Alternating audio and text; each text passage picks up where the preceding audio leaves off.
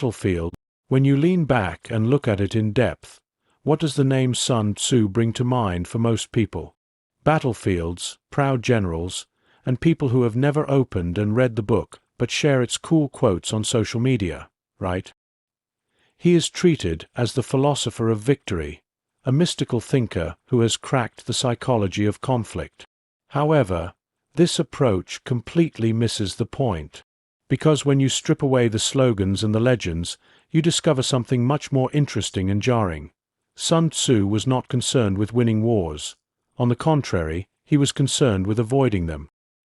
He was not interested in glory, discipline, or sovereignty. His sole focus was cost.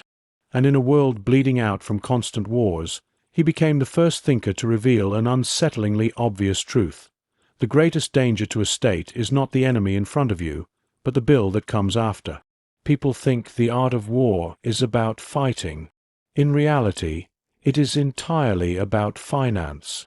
Welcome to the Financial Historian's Guide, where money, power, and history collide. And nothing is as ordinary as it seems. To understand Sun Tzu's financial genius, you have to understand the era he lived in, because his ideas did not appear out of nowhere. They were born in a world collapsing under the weight of its own ambitions. During the late spring and autumn period and the early warring states period, China was a landscape of fragmented kingdoms, each believing it could unify the world and exhausting its treasury trying to do so.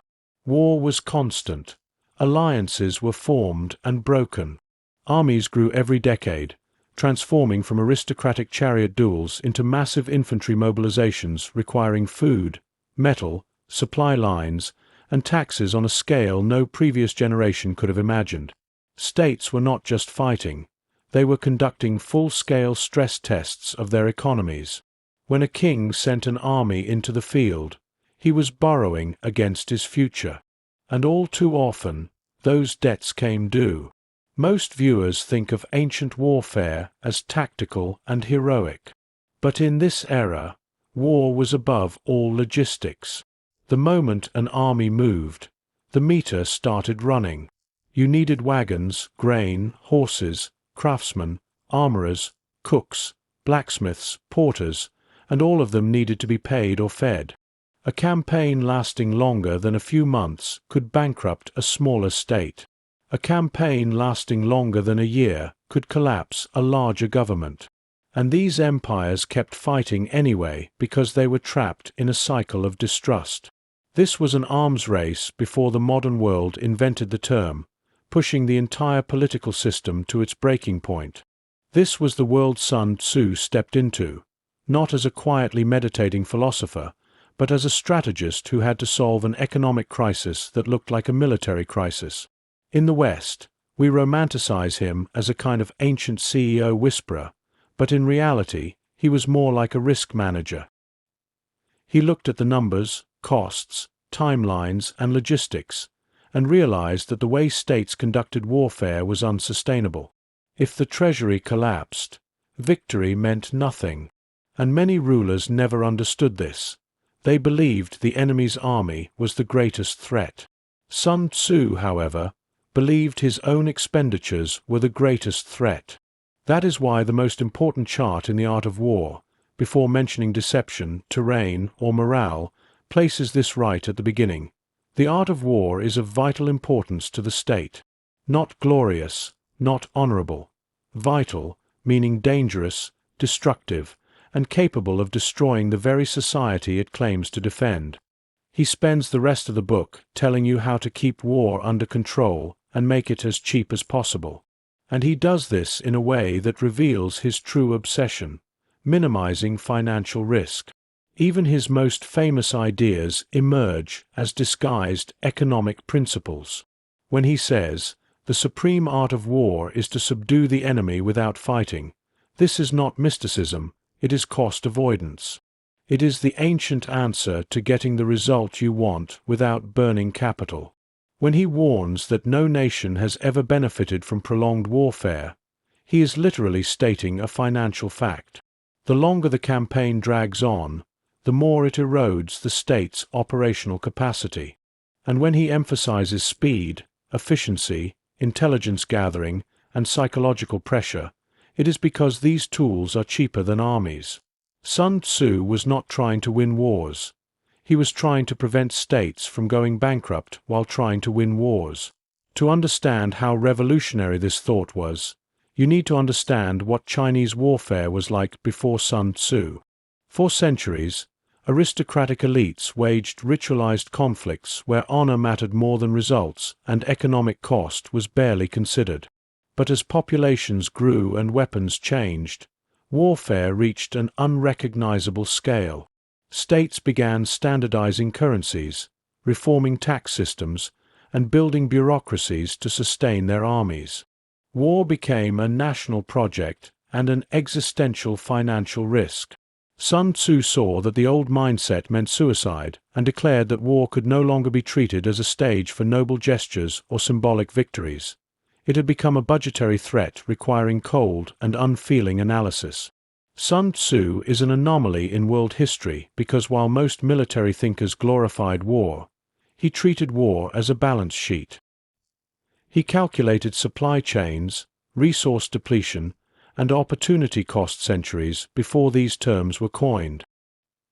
He had no tolerance for generals chasing fame at the expense of stability because he understood a truth most modern leaders often forget. Every decision on the battlefield is ultimately a decision about national financial stability. And if you miscalculate, you don't just lose soldiers, you lose the state. When you dive into the art of war from this economic perspective, the book stops feeling like an ancient poem and starts feeling like a spreadsheet. Sun Tzu begins his thesis by listing 5 fundamental factors determining the outcome of war, and beneath the philosophical language lies a simple truth. These are cost variables: the moral law, heaven, earth, the commander, and method and discipline. These are not mystical categories. They are resource management categories. Much of the book deals with logistics rather than heroism. Sun Tzu devotes an entire chapter to the economics of feeding an army, and the logic is brutal. When you are 20 miles away from home, you lose the price of 100 measures of grain. Distance increases cost, and long distance multiplies it. He explains that hauling supplies drains the treasury faster than paying soldiers. He recounts how maintaining an army in the field collapses the agricultural labor base, and how wasteful commanders bankrupt their nations while winning pointless skirmishes. He warns rulers to use the enemy's resources as much as possible, not as a tactical convenience, but as a financial necessity. He rebukes leaders who drag out campaigns, not because they are indecisive, but because they are financially reckless. Logistics does not support strategy. Logistics is strategy. His approach to intelligence reveals the same financial logic. Today, when governments debate surveillance budgets or intelligence agencies request funding, the debate is framed around security, ethics, or national interest, but Sun Tzu framed it as cost efficiency. A single spy could prevent an entire army from going the wrong way. A single intercepted message could save a nation millions of dollars. He was the first strategist to understand that the misallocation of information is the misallocation of capital. His emphasis on speed is also fundamentally about economy, because speed lowers cost. Every day an army spends marching, feeding, and waiting increases financial risk. A delayed victory is money gone up in smoke. Sun Tzu is not against war. He is against waste, and to him, the greatest waste is fighting wars you do not have to fight. This is why he praises generals who break resistance without bloodshed, winning through diplomacy, intimidation, deception, or alliances. These are not secondary strategies, they are primary strategies because they serve the state's limited capital. If you treat war as a passion instead of a liability, you will eventually go bankrupt. History proved this in practice. States that viewed war as a financial tool, to be used sparingly and strategically, survived longer. Sun Tzu's warnings have echoed in every major conflict of the last 2 centuries. Modern governments still enter wars without calculating long-term economic burdens and watch their budgets shatter. The Soviet Union in Afghanistan, the United States in Vietnam, the imperial powers of World War I. These conflicts were lost not because the armies were weak, but because the economic model behind them collapsed.